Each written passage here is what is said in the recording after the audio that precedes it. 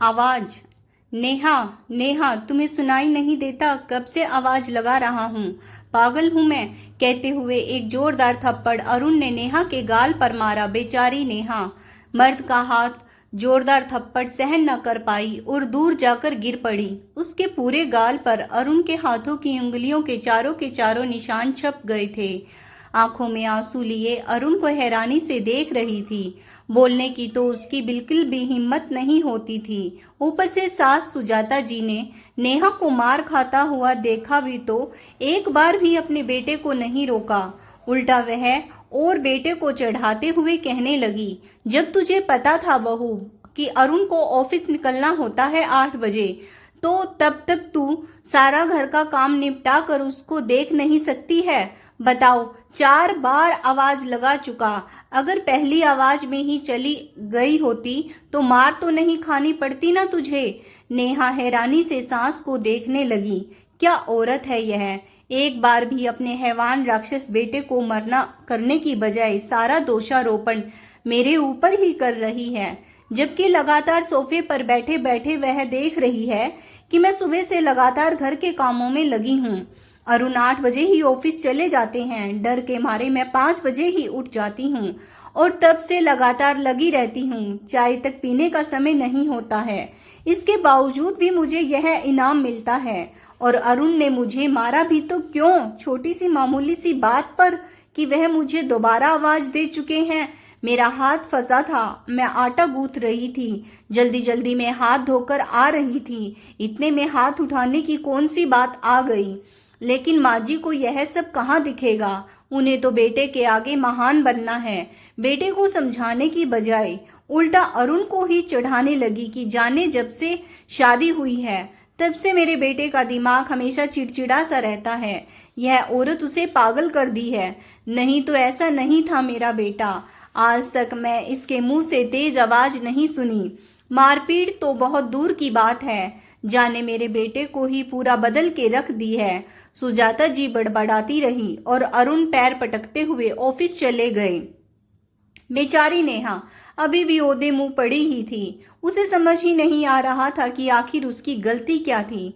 उसे इस तरह क्यों पूरे परिवार के सामने जलील किया जाता है, बार बार मारा जाता है। और ऊपर से सुजाता जी जब भी अरुण नेहा को मारते थे बीच में जरूर बोलती थी, वह भी जानबूझकर, ताकि अरुण को गुस्सा और बढ़े और वह नेहा को और मारे पीटे। बेटे बहू की लड़ाई में उन्हें खुशी तो बहुत मिलती थी। पूरे हफ्ते नेहा और अरुण में बातचीत बंद रही। लेकिन कहते हैं ना, पति पत्नी में चाहे कैसी भी लड़ाई हो जाए, कुछ दिनों बाद सब कुछ नॉर्मल हो ही जाता है। नेहा के बेटे का जन्मदिन आया।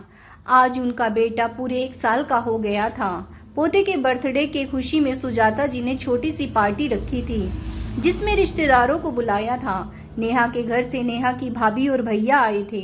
केक काटा, सब कुछ अच्छे से चल रहा था। अचानक ही जाने कौन सी बात पर अरुण चिढ़ जाते हैं और सबके सामने नेहा का हाथ पकड़ उसे लगभग घसीटते हुए कमरे में ले जाते हैं और अपने गुस्से का गुबार निकालते हुए नेहा को एक जोरदार थप्पड़ लगा कर कहते हैं, तुम्हें इशारों में बातें करना समझ में नहीं आता है? कब से मैं इशारों में बोल रहा हूँ कि केक कट गया है, जल्दी मेहमानों के आगे सर्व कर दो। तुम फोटो खिंचवाने में लगी पड़ी हो।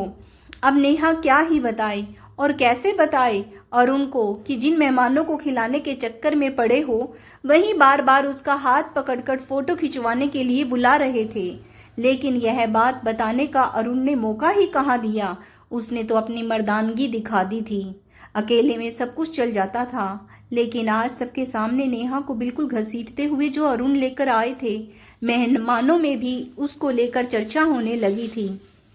इधर नेहा की भाभी ने माहौल गर्म होते हुए देखा तो सबसे पहले मेहमानों को खाना खिलाया।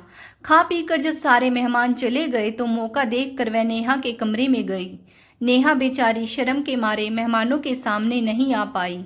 कौन से मुंह चेहरे पर झूठी हंसी लेकर जाएगी, इसीलिए वह कमरे में ही बंद रह गई। उसके बेटे का जन्मदिन था, लेकिन उसके लिए तो रोज का वही दिन था। जैसे ही नेहा की भाभी सारा काम निपटा कर नेहा के कमरे में आती है, नेहा को रोता हुआ देख नेहा के कंधे पर हाथ रख उसे सांत्वना देते हुए कहती है, नेहा, आज जो कुछ भी हुआ वह ठीक नहीं हुआ।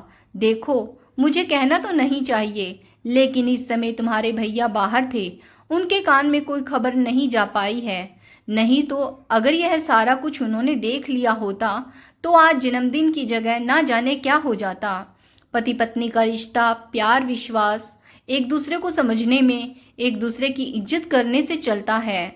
अब वह जमाना नहीं रहा कि पति की मार खाकर सबके सामने जलील होकर भी तुम अकेले कमरे में बैठकर रोकर अपनी जिंदगी काट दो।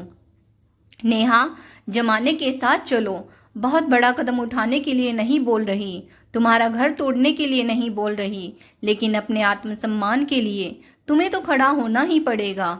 जब अरुण की हरकतों को उसके परिवार में कोई भी मना करने वाला नहीं है तो तुम उठो, तुम अपनी आवाज उठाओ। तुम्हें अपनी इज्जत, अपना सम्मान खुद बचाना होगा। आज तो अरुण सबके सामने तुम्हारा हाथ पकड़कर ले गए, अगर ऐसा ही रहा तो कल वह 4 लोगों के सामने तुम्हें थप्पड़ मारने में भी संकोच नहीं करेंगे।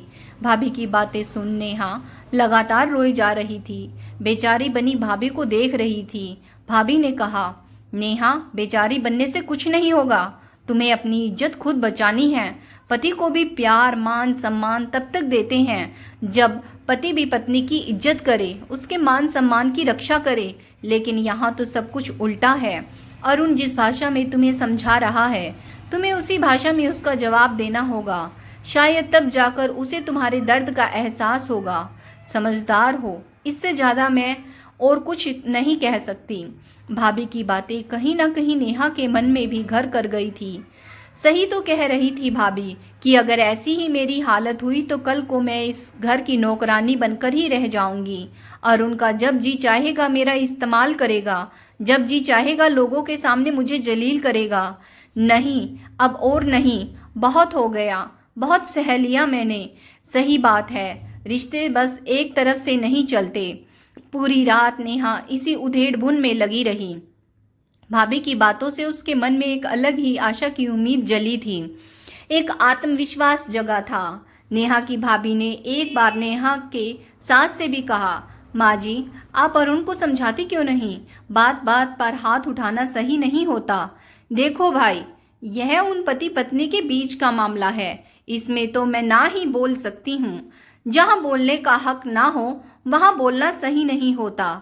सुजाता जी ने कहा तो अपने लिए था, पर ऐसा लगा जैसे वह नेहा की भाभी को सुना रही है कि समझदारों के लिए इशारा ही काफ़ी होता है। नेहा की भाभी समझ गए कि मेरा इस तरह बोलना ही उन्हें अच्छा नहीं लग रहा है। अब भाभी को नेहा की भी चिंता होने लगी थी। खैर, उस दिन खा पीकर सब लोग घर चले आए। अगले दिन नेहा की भाभी ने नेहा को फिर से फ़ोन किया और उसे समझाते हुए कहने लगी, नेहा, कुछ सोचा है तुमने? भाभी, मैं क्या करूं? मुझे तो कुछ समझ में ही नहीं आ रहा है। मैं तो कुछ सोच भी नहीं पा रही हूँ। मैं ऐसा क्या करूं कि बार बार इनका हाथ उठना बंद हो जाए? देखो नेहा, तुम बहुत इमोशनल हो, मैं समझ सकती हूँ, लेकिन ऐसे तुम्हारी ज़िंदगी नर्क से भी बदतर बन जाएगी। अभी बुरा मत मानना, लेकिन एक बार सोच कर देखो, अगर उस घर में तुम्हारी कोई भी कदर नहीं हुई और अरुण ऐसे ही छोटी छोटी बातों पर तुम्हारे ऊपर हाथ उठाते रह गए, लोगों के सामने जलील करते रह गए, तो भगवान न करे एक दिन वह गुस्से में तुम्हें घर से बेघर भी कर सकते हैं। तुम्हारे सास वैसे भी अरुण का साथ देती है, तुम्हारा साथ देने के लिए फिर कौन रहेगा? भाभी की बातें सुन नेहा हैरान हो गई। उसके मुंह से कुछ निकला ही नहीं रहा था। उसने बड़ी हिम्मत करके बोला, भाभी, आप यह क्या कह रही हैं? और अगर मुझे कुछ हुआ तो आप लोग नहीं हो, मेरा मायका नहीं है। देखो नेहा, साफ साफ बताती हूँ, चाहे तुम्हें बुरा लगे या भला लगे, मैं तुम्हारी ही भलाई के लिए बोल रही हूँ। मायके में आकर भी तुम कितना दिन रहोगी? 10 दिन, 20 दिन, 1 महीना, 6 महीना, आखिर कब तक? एक शादीशुदा लड़की का आकर मायके में बैठना कितना दुख भरा होता है, तुम समझ सकती हो। क्या बीतेगी तुम्हारे भैया के ऊपर? उनकी तो इज्जत का जनाजा निकल जाएगा। और सबसे बड़ी बात रही कि हर पति पत्नी की लड़ाई में जरूरी नहीं है कि पति से तंग आकर पत्नी घर छोड़कर चली जाए या तलाक ले ले। कभी अपने हक के लिए लड़ना भी सीखो। कभी कभी लोगों को उनकी भाषा में जवाब देना भी जरूरी होता है। ज़्यादा कुछ नहीं कहूँगी, लेकिन इतना ज़रूर कहूँगी कि अब बर्दाश्त मत करना। इस बार अरुण अगर कुछ करे तो तुम पलट कर उन्हें जवाब दोगी। कैसे दोगी वह तुम जानो, बाकी हम तुम्हारे साथ हैं, तुम चिंता मत करना। कहते हुए भाभी ने तो फोन रख दिया। लेकिन एक तूफान सा उठने लगा। नेहा के दिल में सोचने पर मजबूर हो गई। भाभी की बातें, कल की लड़ाई झगड़े को लेकर नेहा परेशान थी, दुखी भी थी। ऊपर से भाभी की बातें भी दिमाग में चल रही थी और इन्हीं तूफानों के बीच में वह बना रही थी खाना। खाने में कब हल्दी गया, कब नमक गया, मिर्च मसाले, जैसे नेहा को सुध ही ना रहा। नेहा इतनी मानसिक रूप से परेशान हो गई थी कि उसने नमक खाने में 2 बार डाल दिया, जिसका नतीजा यह निकला कि जैसे ही पहला निवाला अरुण के मुंह में डाला, वैसे ही वह चिढ़ते हुए उठ गया और नेहा को घूर कर देखने लगता है। अभी कल का नशा उतरा नहीं है, तभी तो खाने पर ध्यान नहीं रहा। यह क्या खाना बनाया है तुमने? इंसान तो क्या जानवर भी नहीं खाएंगे। कहते हुए अरुण ने थाली उठाकर फेंक दी। अरुण का रूप देख नेहा डर गई, कहीं फिर से अरुण कि तभी नेहा के दिमाग में भाभी की बातें गूंजने लगी। जवाब देना सीखो नेहा, जवाब देना सीखो। तुम्हें अपने हक के लिए खड़ा होना ही होगा, नहीं तो तुम्हारी जिंदगी नर्क से भी बदतर हो जाएगी। नेहा ने बड़ी कोशिश करके कहा, अगर खाने में नमक तेज था तो खाना फेंकने की क्या जरूरत थी? मत खाया होता खाना। पहली बार नेहा ने बोला था, वह भी डरते डरते। लेकिन यह तो अरुण के मर्दानगी पर तमाचा था। नेहा के मुंह से आवाज कैसे निकल गई? तनतनाता हुआ वह पहुंचा नेहा के पास और उठाया एक जोरदार का थप्पड़ लगाने को। लगता है कल की मार का असर खत्म हो गया है, तभी तो दोबारा से गर्मी आ गई है तेरे में, और ऐसी गर्मी की आज तेरी जबान भी चलने लगी। कहते हुए जैसे ही अरुण नेहा को मारने गया, नेहा ने अरुण का हाथ पकड़ा और एक खींचते हुए चाटा अरुण की गाल पर रख दिया। झुक गया था एक और अरुण हैरानी से आंखें फाड़े नेहा को देखता रहा। इधर सुजाता जी का भी निवाला हाथ से छूट कर गिर गया। मुंह खुला का खुला ही रह गया। हैरानी से वह लगातार नेहा को देखे जा रही थी। सुजाता जी भी गुस्से में बौखला गई थी। नेहा को भला बुरा कहते हुए अरुण से कहने लगी, पकड़ बेटा, इसके बाद लगा 2-4 थप्पड़ इसको। देखो तो इसको शर्म नहीं आती है, करमजली नास पीटी, हाथ उठा दिया इसने। इधर अरुण की तो मर्दानगी कम हो गई थी। पहली बार पत्नी ने उसके ऊपर हाथ जो उठाया था। अरुण आव देखा ना ताव, जो भी हाथ में आया उठाकर नेहा को मारने आया। नेहा ने भी अरुण का हाथ पकड़ा और पीछे धक्का देते हुए सोफे पर गिरा दिया और खुद हाथों में अपना चप्पल निकालकर अरुण को धमकाते हुए कहने लगी, बस बहुत हो गया। हे राम, देखो तो इसके कैसे पर निकल आए हैं। काट बेटा इसके पर, आज के अभी काट, नहीं तो पूरे घर की इज्जत का नाश कर देगी। यह बताओ भला, अभी तक तो इसका यह रूप देखा ही नहीं था। हे राम, कहाँ से यह करमजली आ गई मेरे घर में? चुप बुढ़िया, कब से तेरी बड़बड़ सुने जा रही हूँ। उस समय तो तुम्हारी जबान ही नहीं होती थी, जब तुम्हारा बेटा जानवरों की तरह मुझे मारता पीटता था, मुझे घसीटता था। आज तुम्हारी जबान भी चलने लगी है। वह पति है, वह आदमी है, तो इसका मतलब यह नहीं कि पत्नी के ऊपर जुल्म करेगा, उसे पैर की जूती समझ के रहेगा। शुरुआत से ही अगर तुमने मना किया होता तो उनकी कतई हिम्मत नहीं होती कि रोज मुझे गधे की तरह मारते पीटते, सबके सामने जलील करते। जब मैं सबके सामने मार खा रही थी तब भी आपने कुछ नहीं बोला था। इसीलिए बेहतर यही होगा आपके लिए कि आज भी आप पति पत्नी के बीच में बोलने की कोशिश भी मत करना। और तुम्हें अरुण, आज के बाद अगर गलती से भी कभी हाथ उठाने की कोशिश करी, भगवान की कसम खाकर कहती हूँ, हाथ तोड़ कर रख दूंगी। पति हो, पति वाली इज्जत चाहते हो तो ढंग से तमीज से मेरे साथ पेश आया करो, वरना फिर भूल जाओ कि मैं तुम्हारी पत्नी हूँ। अगर मैं चाहूँ अभी इसी वक्त फोन करके पुलिस बुला सकती हूँ और पूरे के पूरे खानदान को जेल की सैर करवा दूंगी। लेकिन घर की इज्जत की बात है, पहली और आखिरी बार चेतावनी दे रही हूँ, आइंदा से मेरे साथ कोई भी बदतमीजी नहीं होनी चाहिए, नहीं तो अपनी इज्जत का जनाजा निकालने के लिए खुद तैयार रहना। कहते हुए नेहा ने चप्पल वहीं फेंक दिया और अपने कमरे में चली गई। आज नेहा का इतना गुस्से भरा रूप देख सुजाता जी ही क्या, अरुण खुद ही हैरान था। आज उसने पहली बार नेहा के सामने ना बोलने में ही भलाई समझी थी। उसे पूरा विश्वास था कि अगर वह दोबारा कुछ भी उल्टा सीधा करेगा तो नेहा उसे जेल भेजने में भी परहेज नहीं करेगी। बाकी जो पुलिस का लफड़ा होगा अलग से। डर कहो या इज्जत, जैसे भी हो, आज के बाद ना कभी सुजाता जी की हिम्मत हुई नेहा के खिलाफ कुछ भी कहने की, ना अरुण की हिम्मत हुई कि वह कभी भी पलट कर नेहा पर हाथ उठा सके।